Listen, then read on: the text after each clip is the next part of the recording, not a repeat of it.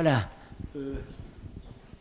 J'ai le grand plaisir d'introduire la conférence du professeur Minoru Inaba, dont j'ai fait la connaissance. Je le connaissais par ses publications qui évidemment me concernent vraiment au premier chef, et j'ai eu le plaisir de faire sa connaissance il y a quelques années à Londres, où il co-organisait avec Deborah Thor un très intéressant colloque sur l'archéologie de l'Asie centrale, colloque qui vient d'être publié. J'ai pas encore eu le livre, il paraît que tout le monde l'a eu sauf moi, ça va pas tarder. Donc le professeur Inaba est l'un des représentants actuels de la grande école japonaise d'études de l'Asie centrale, qui a été fondée dans les années 1910 par plusieurs très éminents savants, dont disons le père fondateur étant Shiratori, avec ses articles pionniers sur l'histoire de la Sogdiane, d'après les sources chinoises réexaminées avec un regard complètement nouveau. Minoru Inaba appartient à ce qu'on appelle l'école de Kyoto, où il est donc actuellement professeur à l'Institut de recherche en sciences humaines de l'Université de Kyoto, et il est l'héritier au Japon, comme vous savez, on procède beaucoup par affiliation spirituelle. Il est l'héritier donc de deux grands professeurs spécialistes des études sur l'Asie centrale. L'un d'eux que plusieurs d'entre nous ont connu, donc qui est toujours de ce monde, c'est le professeur Shosoin Kuwayama, très éminent spécialiste du bouddhisme de l'Asie centrale et aussi de la géographie historique de l'Asie centrale, sur laquelle il a fait des travaux complètement novateurs. Donc voilà, c'est le côté bouddhique, source chinoise, que maîtrise parfaitement Minoru Inaba. Et son autre maître a été le professeur Eiji Mano, qui lui est turcologue. Donc c'est l'originalité de l'approche de Minoru Inaba, c'est qu'il combine ce qui est quand même assez rare à ce niveau de compétence, l'étude des sources chinoises et des sources arabo-persanes. Alors, Eiji Mano est surtout connu, lui aussi professeur à l'université de Kyoto, est surtout connu pour avoir publié la meilleure édition scientifique actuellement existante des mémoires de Babur dans le texte original, donc le texte original Turkshāhs. Donc c'est au Japon que la meilleure édition de ce texte fondateur de la langue Jagatai a été publiée. Voilà, vous avez donc eu en main le résumé français qui avait déjà circulé sur le site du collège, et aussi le handout en anglais, donc avec les principales citations de sources historiques. Minoru Inaba fera sa conférence en anglais. Ensuite, la discussion pourra être ouverte, les questions pourront être en anglais ou bien en français, et dans ce cas-là, je traduirai ou Shin Xiaozhong s'en chargera. Et sans plus attendre, je passe donc la parole à notre collègue. Well, thank you very much, Professor Grenet, for the kind introduction. Though, actually, I cannot understand French, so unfortunately, and if I understand what he described, it makes me more nervous. So it is unfortunate. But anyway, in the first place, I would like to express my hearty gratitude to Professor Frantz Grenet and Collège de France for providing me with the special opportunity of coming here and talking to the distinguished audience. It is an extraordinary honor and pleasure for me. I'm actually not sure if my talk today deserves to this special opportunity or not, but I will try to make it be so. And my thanks also goes to Dr. Chin Chao-jun, who is my colleague at Kyoto and also a member of Collège de France. Thanks to her careful and thoughtful arrangement, my visit this time to Paris has become possible. And yeah, let me start my talk today. The subject of today is the history of a local kingdom that ruled from the eastern part of Afghanistan to northwestern Pakistan from the 7th to the 11th century of the Common Era. It was not a vast empire that affected adjacent regions, nor has it been well known despite its relatively long life. The reason why I am picking up this topic for today's talk is twofold. The first is that the study of this kingdom would not be possible if Délégation archéologique française in Afghanistan, DAFA, did not start excavating there 100 years ago. Thus, I think it is not a bad idea to talk about that kingdom here in Paris on the memorial year of the 100th anniversary of the DAFA. And before going to the second reason, let me roughly explain the geographical setting and the history of research of this kingdom. One of the kingdom's center was Kabul, the present capital of Afghanistan. For me, the Islamic Republic of Afghanistan is more familiar, but I should say Islamic Emirate of Afghanistan now. And the Kabul is located on the southern edge of the basin to the south of the Hindu Kush Mountains. You can see, yeah. Oh, thank you very much. Yeah, this is the Hindu Kush Mountains, and this is the basin, basically. And the center of the northern part of this basin was the city of Kapishi, which was near the background archaeological site, and it was excavated by DAFA nearly a century ago. Yeah, it is around here. And actually, you can see it clearly. The basin was formed by 4 big rivers, 2 rivers from the north and one from the west and one from the south. The 2 rivers from the north, the Golban River and Panjshir River, meet around here, just near the archaeological site of Begram. And finally, it meets the Kabul River, which also already collect the water of the Logan River. And finally, it runs to the east and meets the mainstream of the Indus River near the Attock of the present Pakistan. And well, the rulers who ruled the valley of this Kabul River from the 7th century are mentioned in Muslim sources as the Kabul-Shahs. This title is composed of the toponym and the Iranian word Shah, which means king. Similar titles are observed in early Islamic sources, such as the Huttaran Shah, who ruled to the northern shore of the Amdarya, and the Khwarazm Shah, or Farizm Shah, the famous ruler of Khwarazm, the oasis of the delta of the Amdarya. The Kabul Shah seems to have appeared for the first time in the Futuhul Buldan, the 9th century Arabic chronicle by Al-Barazli. It tells that the city of Kabul was conquered by the Arab Muslim army led by Abdul Rahman ibn Samra. But about a year later, the city was recaptured by the army of the Kabul Shah. This recovery of Kabul by the Kabul Shah seems to have been just before the battle between another Arab general, Rabi ibn Ziyad, and Lutbir, the ruler of Zabristan, to whom I will come back later. This battle was fought in 666, and the conquest of Kabul by Abdul Rahman ibn Samra could be in 665.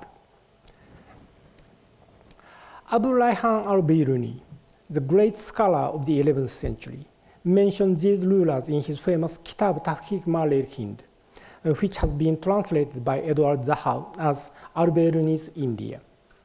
He relates that the Indians have a ruler residing in Kabul. There were the Turks who had their origin in Tibet. He continues that in the reign of the last ruler of this royal line, the one called Lagaturman, the throne was usurped by his premier, Kallad, who eventually became the first ruler of the new royal line, Shahia al-Hindiya. Based on this description, modern scholars used to call the first line the Turkshāhs and the second line the Hindūshāh. Until 1980, little was known about these Kabul-Shāhs except the limited information found in the Arabic sources by al-Barazli, al-Tabari, or al-Biruni. Then, however, there came a remarkable development in the study of the history of the Kabul-Shāh. It was a result of several significant changes. First, I'm sorry. Excuse me. The first, let me explain. From the late 1970s, Professor Shoshin Kuwayama, who is my teacher in Kyoto, he started publishing many vital papers on the history of pre-Islamic Afghanistan, combining the result of the excavations and the descriptions of Chinese sources. Then in 1979, Professor Abdul Rahman of Peshawar has published his monumental book entitled The Last Two Dynasties of Shahis. I'm sorry.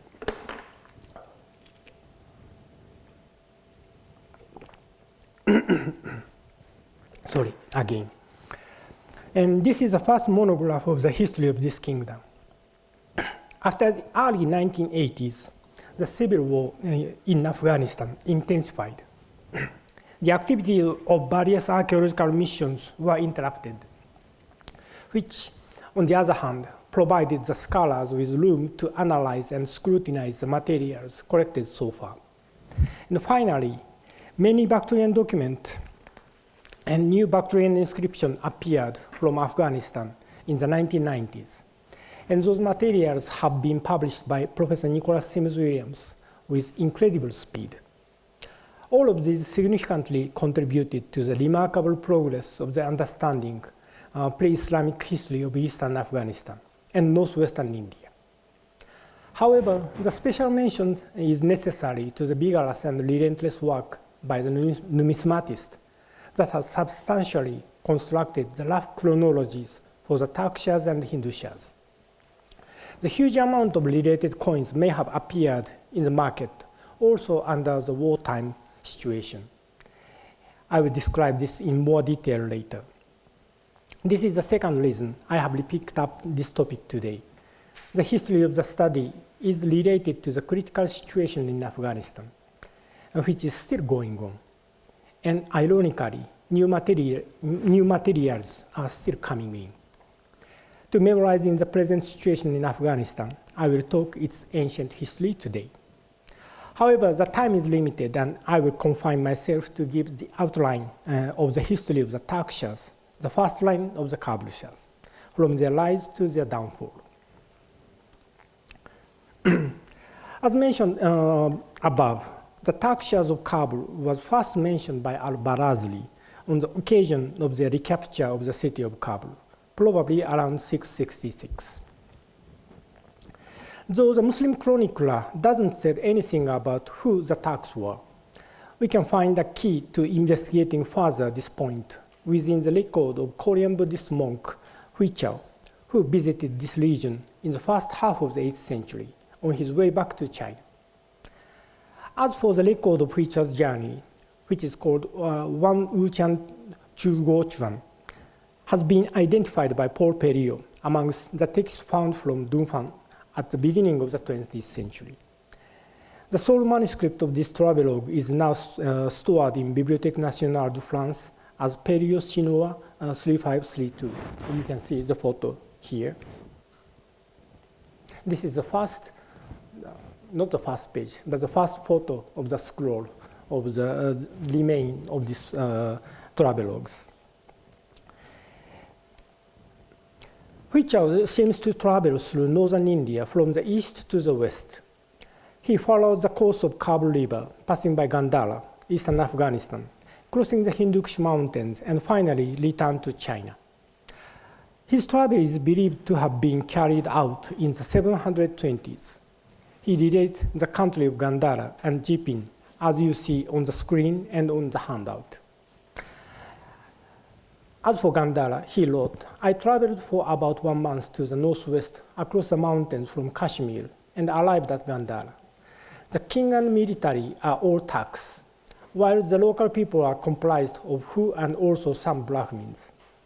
The nation was formerly under the control of the Kapsi king, and at that time, the father of the Turkic king arrived with a small troop of cavalry and surrendered to him.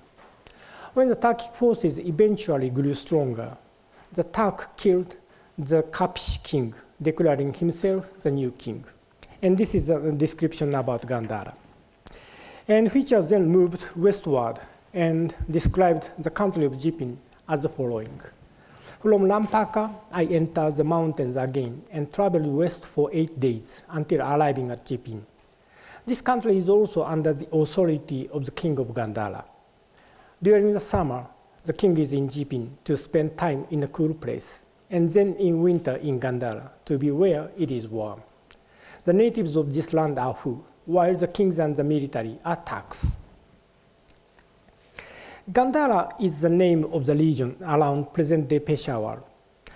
Jipin is the toponym appearing in Chinese sources from ancient times to be the place name related to northwest India. However, the exact place designated by this word seems to have differed according to the time and the kind of source. Basically, in the Chinese translation of Buddhist sutra, Jipin always means Kashmir. According to Polyblanc, phonetically, it must be identified to Kashmir. On the other hand, Jipin found in the sources such as dynastic histories indicate different places according to the time.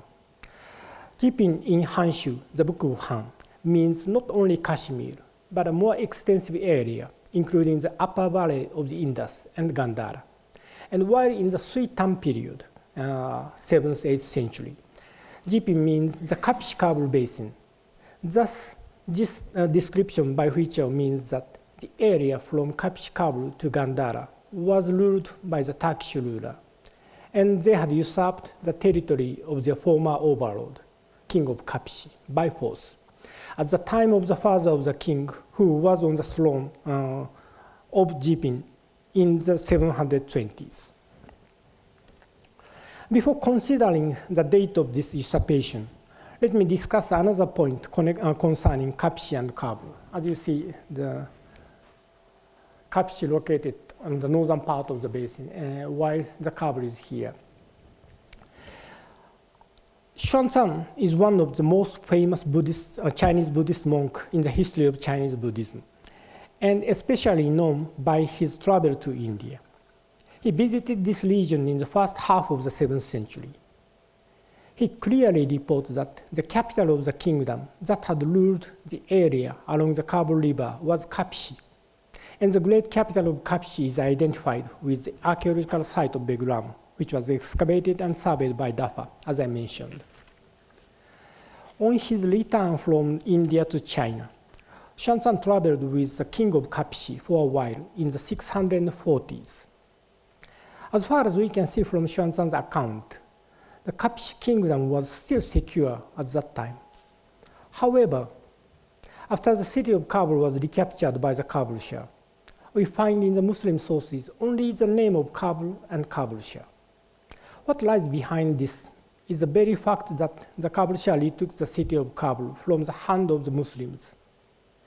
This could have triggered the rise of the power of the Kabul Shah, and the city of Kabul quickly became the political military center of the Kapsi-Kabul region. The Kabul Shahs, while usurping their former master's territory, appeared as formidable antagonists in the eyes of the Muslims who marched from Sistan from the south.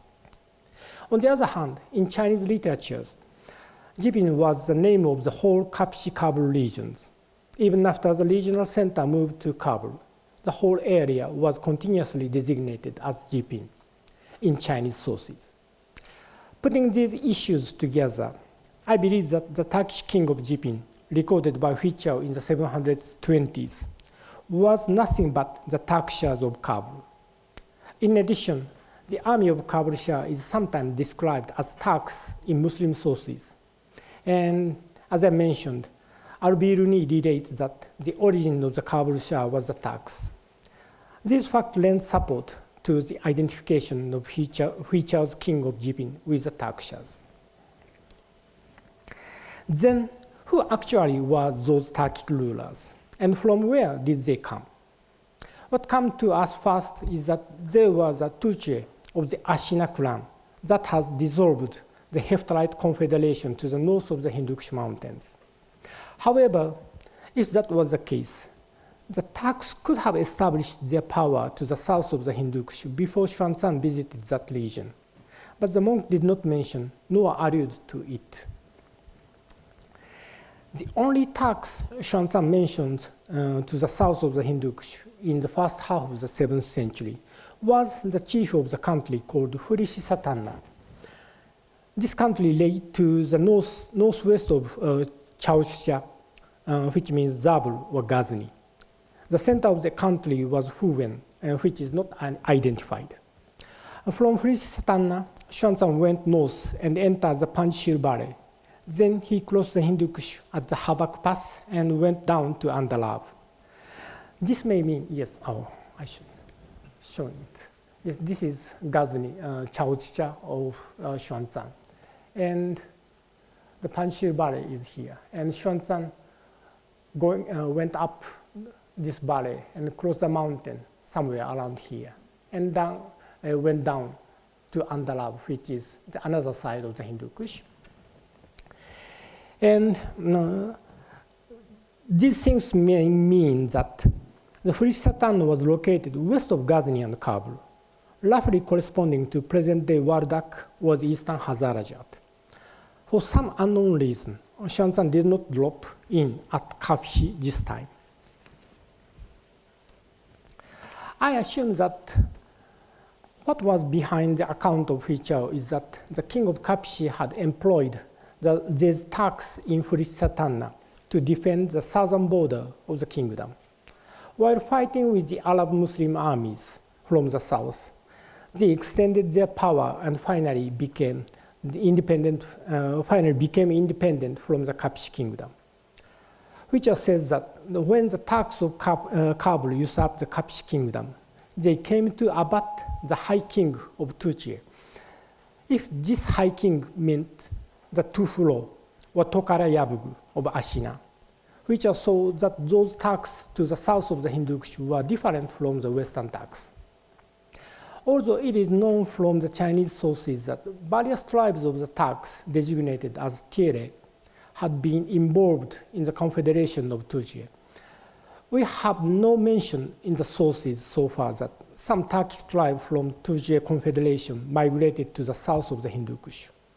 However, Professor Yutaka Yoshida, who is my colleague at Kyoto, proposed a new reading of a coin legend that is closely related to the origin of the Turks in the south. Robert Gebel, a renowned numismatist of Vienna, published his monumental work titled Dokumente zur Geschichte der iranischen Hunnen, a comprehensive study of the coins issued by the rulers Gebel called Iranian Hans. In that book, he published a coin that has a Brahmi legend, Shri Hitibira Haralaba Deva Karitam, and numbered it as type 208. Helmut Humbacher rightly explained the word Hitibira as a corrupted form of the Turkish title Irtebel. However, as for the word Haralaba, he wondered if it could be an erroneous transcription of some tribal names, suggesting that Karluk could be that tribe. Yoshida had pointed out, based on the similarity of the Brahmi letters of Ba and Cha, that the word must be read as Haralacha and could be related to the enigmatic words Hedarosi or Gedarosi appearing in the Chinese sources in the account of the late 7th to the early 8th century of this region. As a matter of fact, already in the 19th century, scholars such as Alexander Cunningham, James Prinsep, and Edward Thomas read this letter as Cha without any clear idea of what this word means. As for Chinese Hedarochi and Gedarochi, the following paragraph of Sintanshu, the new book of Tang, is best known. Sheyu lies southwest of Tuhoro. It was formerly called Chaochucha or Chaoju, but renamed Hedarochi in the Shanqing period. Empress Wu again changed the name to the present one. About 400 li to its east lies Jipin, and to its northeast lies Bamiyan, at almost the same distance. India lies to the south, Persia lies to the west, and Guzgan lies northward. The king resided in Heshina, which is 7,000 li wide. The king also sometimes resides in the Asani castle. The land produces plenty of saffron, and water springs irrigate the field. People from Tujie, Jipin, and Tufulo live there. Jipin is recruiting young soldiers from this country to protect against the Arabs. They sent an envoy and tribute in the first year of Qingyun era, and later subjugated themselves to Jipin. In the 8th century of Kaiyuan, which corresponds to 720, the emperor mandated Gedarochi Sherifa Shikel and made him the king. They sent several envoys until the Tianbao era. Again, according to Yoshida, Sheyu appearing at the beginning of this paragraph is a transcription of Zabur, and Chaochucha, a form recorded by Xuanzang, can be understood as a transcription of the same word.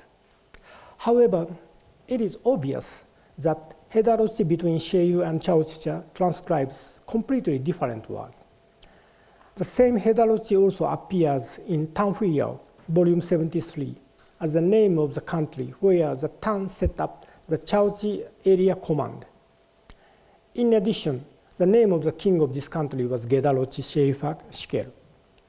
Chefu Yuangi, volume 964, says that in the 8th year of Kaiyuan, 720, the Tang appointed Gedarochi Sherifa Shikel as the king of Sheyu, and Gedarochi Tekin as the king of Jibin.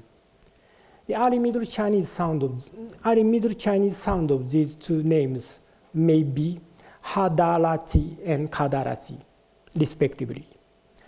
Except for the initial consonant, these two words coincide entirely with each other, and we can safely assume that these were slightly different transcriptions of the same word. As mentioned previously, the word Hitibira in the coin legend was interpreted as irritable, the Turkish irritable by Humbach. This is very convincing, as we now have the similar word Hiritubel in the Bactrian document. The word Sherifa of Gedarochi Sherifa is actually a Chinese transcription of irritable. Then, when juxtaposing Hitibira Hararacha and Gedarochi Sherifa, we may be able to equate Hararacha with Gedarochi. Regrettably, I am not a linguist and cannot give a detailed explanation to this equation, but it has been pointed out that in the Bactrian of this period, when consonant L falls with consonant R, the former has been dissimulated to be Dr, and also in Gandhari, it is known that consonant D and L or R were alternating. By integrating these facts, I believe that Hararacha and Gedarochi were also transcriptions of the same word. Then, what was the original word? The most promising candidate is a Turkic tribe represented as Haraj in Islamic sources. Al-Istafri, the 10th century geographer, describes them. The Haraj are a class of Turks who in the days of old came to the country stretching between India and the district of Shizistan, behind Gur. They are cattle breeders of Turkish appearance, dress, and language. And also Muhammad ibn Najib Bakran, the author of Jahannameh at the beginning of the 13th century, has it. Haraj is a tribe of Turks. They came from the territory, Hudud, of the Karluk to the land of Zabristan. These indicate that the Haraj came to the south of the Hindu Kush sometimes prior to the 10th century. The descendants of the Haraj are still living in the region called Harajistan to the south of present Tehran. Vladimir Minorsky, one of the most prominent Orientalists of the 20th century, met a couple of people from this Harajistan in 1917. Based on the interviews with them, he published the famous article, The Turkic Dialect of the Haraj, on BSOS in 1940. According to Minorsky and Gerhard Derfer, who also carried out linguistic surveys of the Haraj dialect, Haraj people were originally in Central Asia, passed the winter near the Issyk-Kul Lake, probably abutting the wintering quota of the Kaluk people. A part of those Haraj crossed the Hindu Kush for some reason and arrived at the area behind Gur. Gur is, as you know, the region amid the central mountain massif of present-day Afghanistan, especially the south of the Harirud. It is well known that André Malik, a member of DAFA, surveyed the famous minaret of Jam in 1950s, and Marc Loubert carried out an exhaustive survey of the small fortresses on the top of the mountains that is peculiar in this mountain region. We know practically nothing about the life of al-Istafri, but his nisbah makes us feel that the locale of his activity was chiefly in western Iran. If so, the mountains to the west of Kabul and Ghazni are located behind Gur, looking from the west. And this region might overlap the supposed location of Xuanzang's Furishisatanna, where the monk mentioned the existence of the Turkish chief. A part of them may have been employed by the king of Kapishi and eventually usurped the master's kingdom. The name of Haraj appears in the Bactrian document as well, but there it is written as Haras.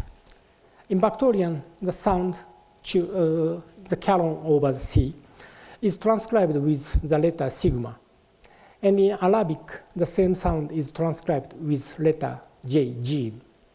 Thus, we can assume that the original name of Haraj was actually Harach. If, as I assume, this Harach was recorded as Haralacha, it could be that the original word was kind of Indianized. To be honest, I can't give a sufficient explanation for this Indianization. However, it has been pointed out by several scholars, such as Professor Grenet, that in the 7th to 8th century, there was broader dissemination of Indian culture from northwestern India to Central Asia. I wonder if there was an atmosphere in which something Indian was more formal and ceremonial. As a matter of fact, Janusz Harmatta has pointed out that there is a coin issued in Huttal in this period, on which the chief's name has been Indianized. Yeah. Nearly a decade before the recapture of Kabul by the Kabul Shah, 1 million, an official of the Tang dynasty, was dispatched to Siyu, or the western region, to survey Tuhoro or Toharistan, namely northern Afghanistan, between Amudarya and Hindu Kush mountains. He seems to have spent almost 3 years collecting information on Tohara and adjacent regions. On returning to Chang'an, he submitted his report to the government that was integrated into the book named Siyu Tuji, a manual for the Tang to govern the western regions.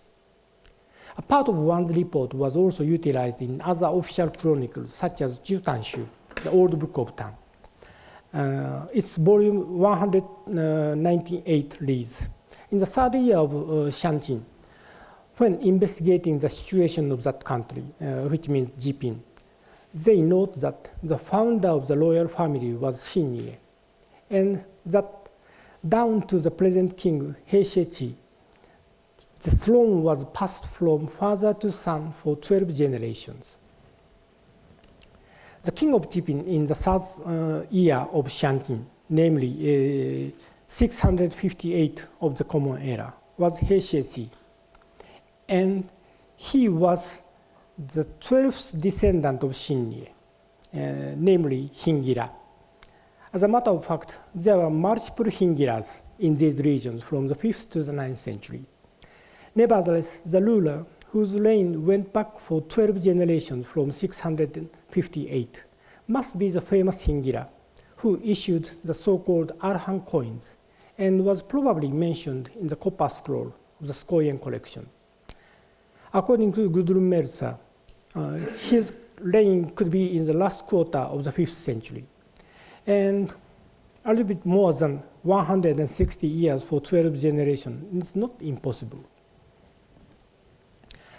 Mihirakula, one of the Arhan kings, was defeated by the allied army of Indian kings led by Yashodharma and fled to Kashmir in 528. Then a group escaped from Kashmir, heading to the west. The group, probably led by Toramana, son of Mihirakula, may have conquered the Kapish kingdom ruled by Turkshāhs around the end of the 6th century. This may be indicated on the special issue of coins on which the Arhan type portrait of the ruler is struck over the Nezak coins. Yes, this is the example of the overstruck of the coins. Type 150 is on type 198, if I remember correctly. And it is highly probable that Heishechi, the king of Jipin, in 658 was on the line of this Arhan Nezak ruler, and he counted his genealogy up to Hingira, the Arhan. Al-Biruni describes that the first Kabul Shah was a Turk whose name was Barhategin. However, he never mentions the name of successive rulers except the last of the line, Lagaturuman. On the other hand, we see in Chinese sources a ruler named Usan Tekinsa. This ruler has been identified with the one mentioned in the legend of type 208, which I mentioned before, and also type 240 as Tegin Horasan Shah. Usan Tegin Shah of the Chinese sources reported to have abdicated the throne for his son before 738 because he had very advanced age. Though the communication between China and this region had been interrupted for a while due to the struggle between the Tang and the Tibetans, it is certain that the ruler of Jipin, when Huichao visited there in the first half of the 720s, was this Tegin Horasan Shah. Huichao records that the father of the king of Jipin usurped the kingdom of Kapishi. So this Tegin Horasan Shah must be the son of Barhategin. We find a curious paragraph in the Chronicle of Al-Tabari. It reads that in the reign of the Caliph al-Muawiyah, the Umayyad, namely from 661 to 680, al-Shah fled from his brother Lutbir and came as far as the city of Amr. I don't know the precise reading of this word. He subjugated himself to Salim bin Ziyad, then the governor of Sistan. However, when Muawiyah died, al-Shah went back to the status of the unbeliever and became independent at Amr. Lutbir, his father, feared al-Shah and moved towards Sistan and stayed there. Lutbir is the ruler, and this is what has been described by Tabari. And Lutbir is, as I mentioned, the ruler of Zabristan, namely the region around present Ghazni, and is a famous antagonist against Arab Muslims in Sistan.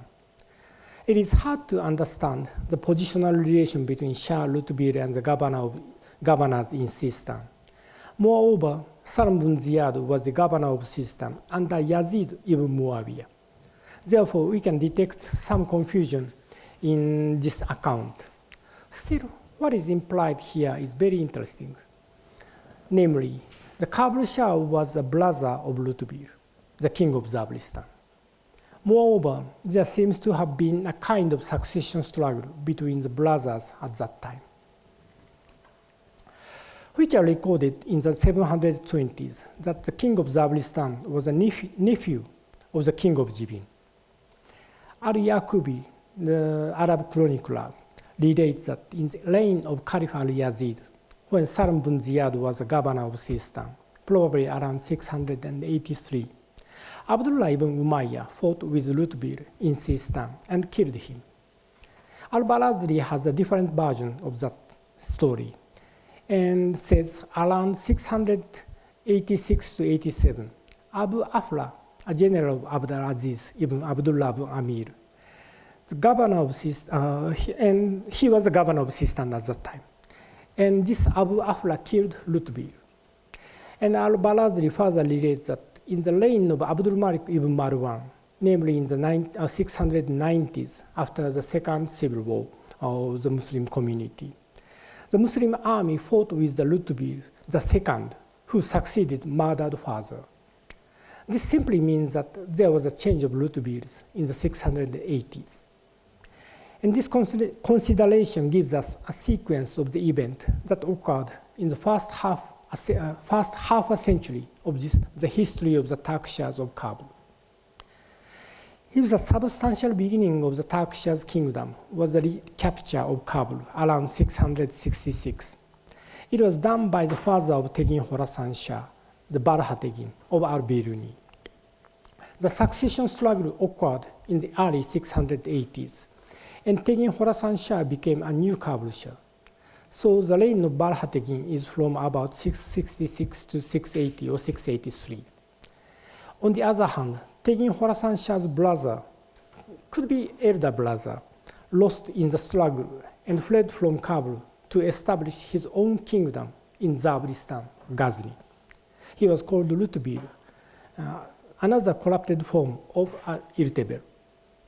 But this first Lutbir soon died at the battle with the Arab Muslims, and his son succeeded the father. This Lutbir, the second, was still on the throne of Zabristan when Huichao visited there in the 720s. At that time, the reign of Tegin Khorasan Shah was almost 40 years, and when officially he abdicated, his reign was already about 50. Therefore, it is more than natural that his abdication was explained due to his advanced age. The relation between the people appear in the Chinese and Arabic sources as on the screen. It is a little bit complicated. The Shantan record in the 640s, the Turkish chiefs in Satana.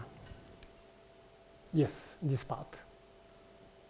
In the Kapish kingdom, probably descendant of Hingira was reigning.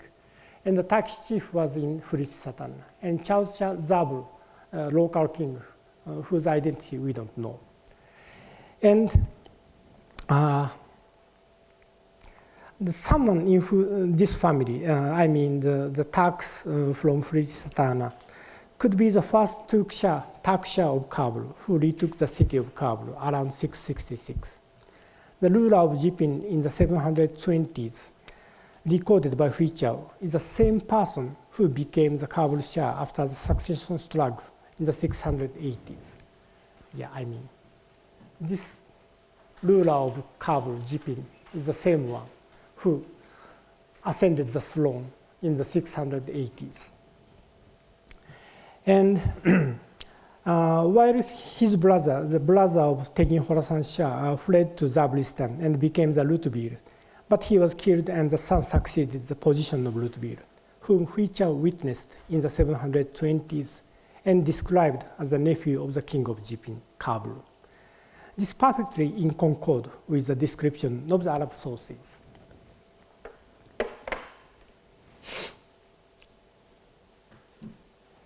Then the next generation. The Chinese sources say the Usan Tegin Sao was succeeded by his son, Hurin Zisa.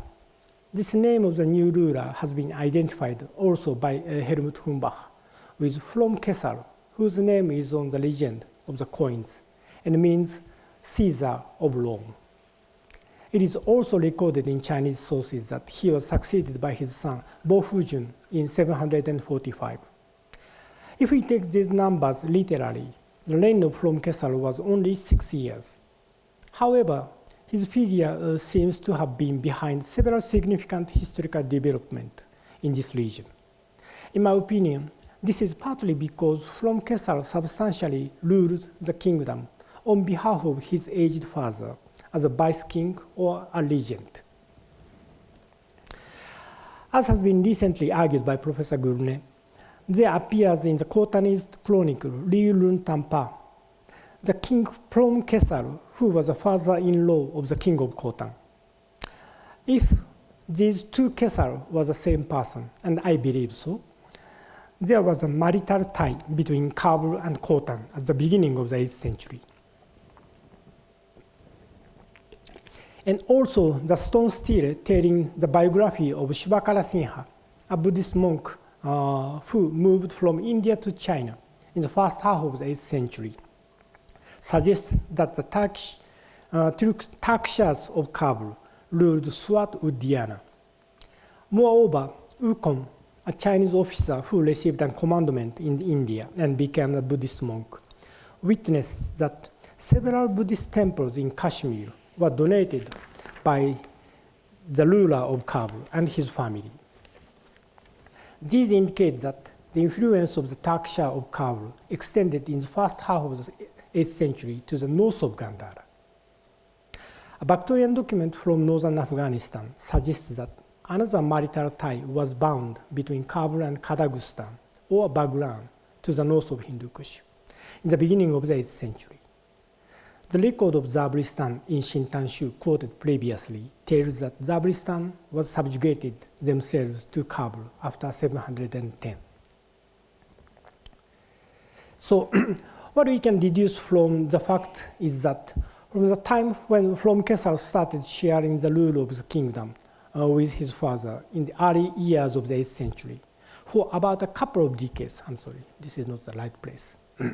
For about a couple of decades, the Turkshāhs of Kabul extended their power by subjugating or allying with the powers to the north, south, or east of their kingdom. Sims Williams has pointed out that the legend of one of the coin of From Kesar praises From Kesar for his victory over the Arabs.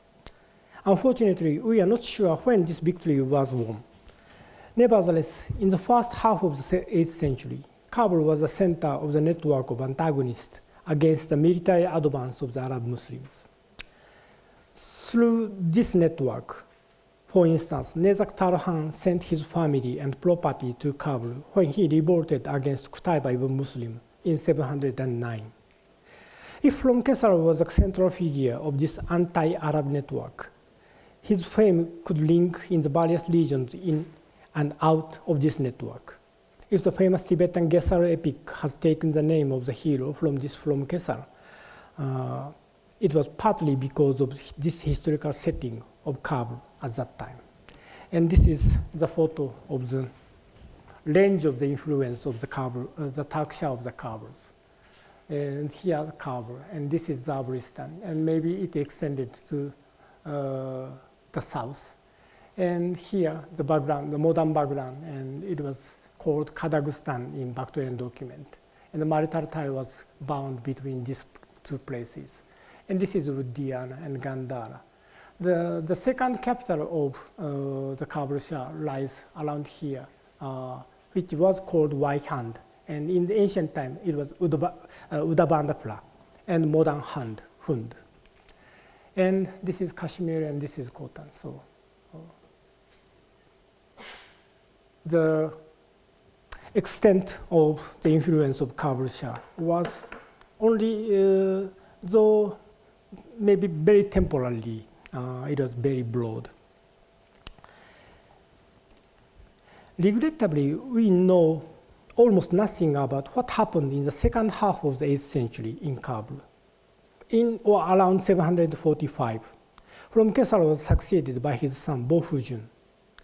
In the 750s, Ukon also mentioned many Buddhist temples in Gandhara, which had been named after the member of the royal family who donated each temple.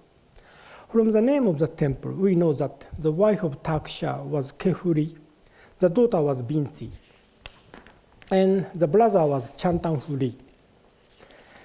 Gandhara was under the rule of Kabul, and if Bofujun was still on the throne in the 750s, Chantan must have been a son of Fromkesar. As a matter of fact, there is a coin issued by a certain Sandan that is named Type 244 of the catalogue by Klaus Bonderwitz.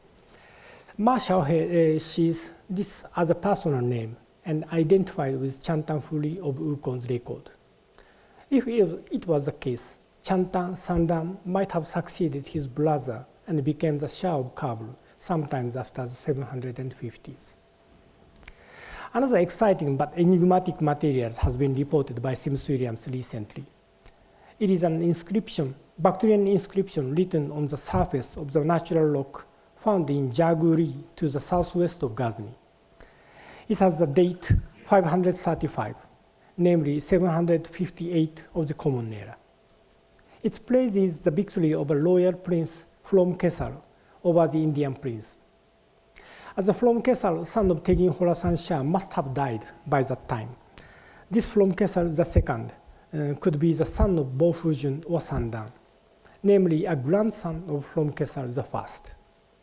Still, it is not quite comprehensible why that kind of inscription was carved in such a remote place, even from Ghazni, and very far from Kabul. My wild guess is that this from Kesar II actually was a member of Lutbil's family, the family of the king of Zabristan, and he fought with the Indians in the middle course of the Indus River.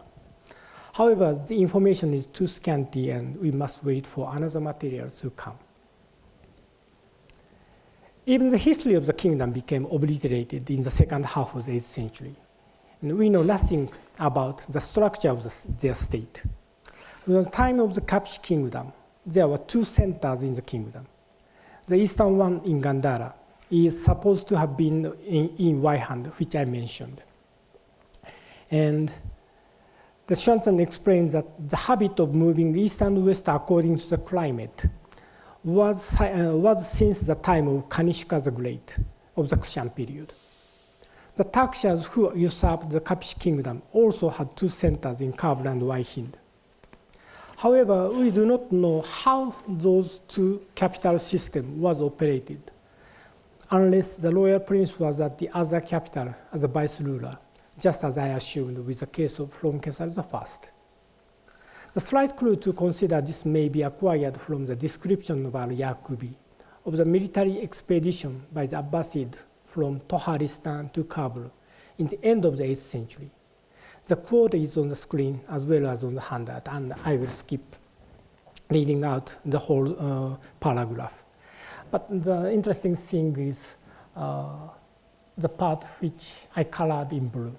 Among the cities of the Kabul-Shāhs, the people of Kabisan or Kabsan and its ruler, we don't know the exact reading, and the people and the ruler of Mazaran and Mirhard or something like that, came to Fadl bin Yahya seeking the guarantee of their lives and properties, which were guaranteed by Fadl. Fadl is Fadl bin Harith bin al-Barmak, the member of the Barmakid family and the governor of Khorasan at that time. So this means, the small principalities of tribal leaders under the Kabul Shah came independently to the Arab Muslims, surrendering themselves to seek the secure position. So if this is the case, those cities and tribes was a kind of semi-autonomous political unit, and the Kabul Shahs in the end of the 8th century were at least kind of exercise the suzerainty over those units, or just an umbrella over the small political unit.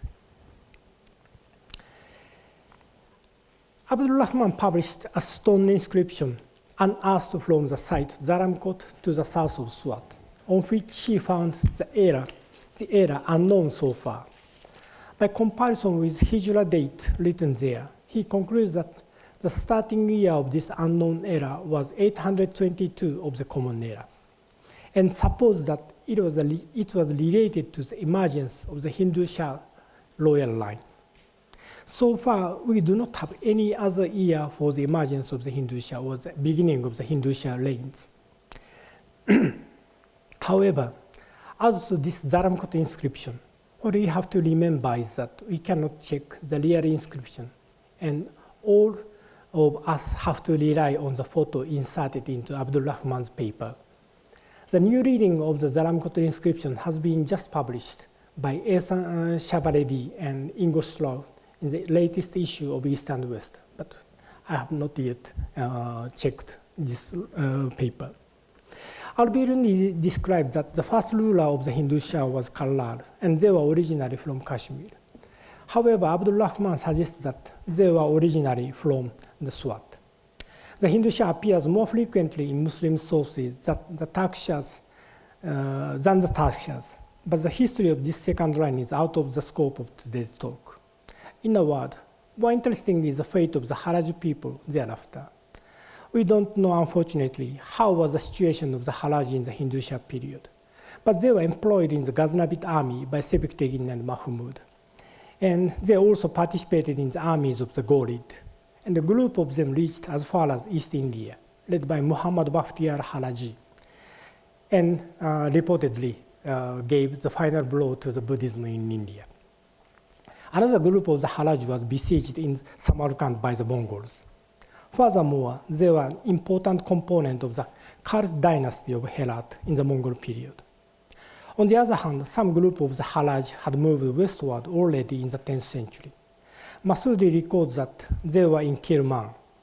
At the beginning of the 13th century, Muhammad bin Nazib Bakran mentioned that the Haraj were in Dargaz within the Kopetodar mountains. In the Timurid period, Haraj already reached as far as Sabe to the south of Tehran, and this is nothing but the present Harajistan. Olaf Carroll suggests that the Haraj who remained in Afghanistan eventually became the Ghilzai tribe.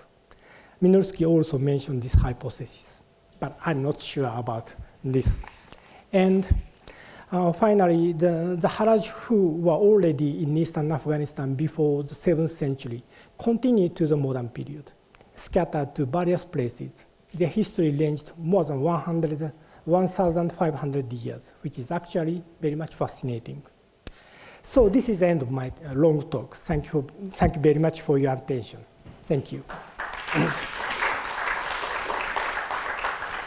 Bien, merci à Minoru Inaba pour ce tableau extrêmement détaillé et à certains égards très novateur, puisque on n'a jamais eu en fait une histoire, une tentative aussi détaillée de reconstitution de l'histoire de cette dynastie qui a tout de même dominé donc la région de Kaboul pendant 3 siècles, et oui, disons probablement 2 siècles extrêmement importants dans toute l'histoire de l'Asie centrale, puisque ce sont les 2 siècles qui voient à la fois l'expansion maximale et le retrait des Chinois, et par ailleurs les débuts de l'expansion islamique.